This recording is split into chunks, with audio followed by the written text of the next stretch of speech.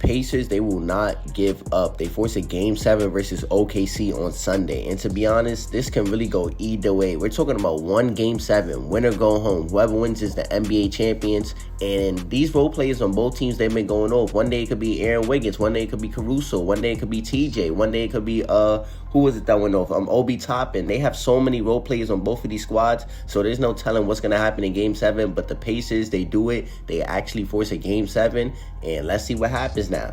And the reason I'm so shocked that we're seeing a Game 7 is because we have not seen a Game 7 since 2016. Curry versus LeBron James. And honestly, I thought OKC, they were going to come out here with a little more just effort and play basketball. But nope, it didn't go that way at all. They were terrible offensively. They looked lost out there. They weren't just the same defensive team. They just weren't the same team that we seen them all year long. They look completely different. But one thing about OKC that I can say is that they have not lost back-to-back games in a very long time. So good luck, Pacers.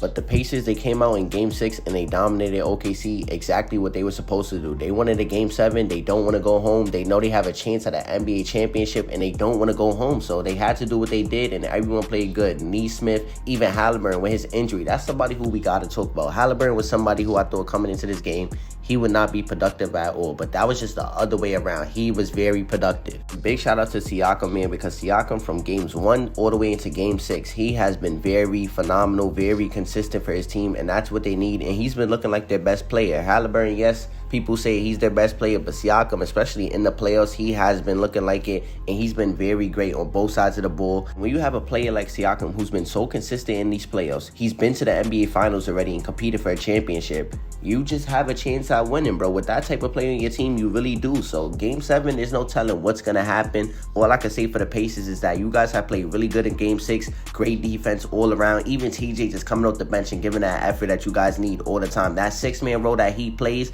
the steals that he gets, him just putting pressure on the defense, his passing and playmaking ability. Everything about TJ is really just so great, and he helps out this Pacers team so much. I don't know where the Pacers would be right now if TJ wasn't on that squad, and because what he does when he comes off that bench is really crazy to me. Now, OKC, like I said, you guys came out and you guys didn't play your best basketball. And I know you guys could, because OKC is that team. They've been that team all year long. We seen that in the playoffs. We seen that in this series as well. The Pacers, they just had a good game and they needed that game. I mean, you're down 3-2. You're in their home. Role players play better at home. OKC, they really have been struggling on the road. They barely got wins on the road. So let's see. But struggling to get a win on the road or just winning on the road in general, it doesn't matter anymore in this series, because they're going back to OKC's home for one game, winner go home for the NBA championship. And I do trust in Shea and J-Dub. I trust in this whole OKC team. The role players, like I said earlier, they play better at home. Alex Caruso, we can see Lou Dort, Chet, a lot of guys play better. But most importantly, I trust in J-Dub and Shea. They've been the best two players in this series. Siakam, you can argue he's been better than J-Dub, but Shea, he's been the best player in the series, and that's who I'm trusting in. That's my finals MVP, and I feel like he's going to win it on Sunday for his team. J-Dub, the way he just starts out the game, just so aggressive, knocking down that mid-range, getting to the rim, just putting a lot of pressure on that defense. I just think OKC, they need to swing the ball around more, because in that game that we just seen when they got blown down in Game 6, it was a lot of J-Dub and Shea basketball. They were not passing the ball. I believe Shea had about 2 assists, and J-Dub had, 1 or 0? That's bad. And yes, I'm aware of basketball, the NBA, it's 5-on-5. Yes, I already know that. But when we're talking about two players, Shea and J-Dub, then we're talking about Siakam and Hallie, and we're talking about a Game 7, winner going home with everything on the line.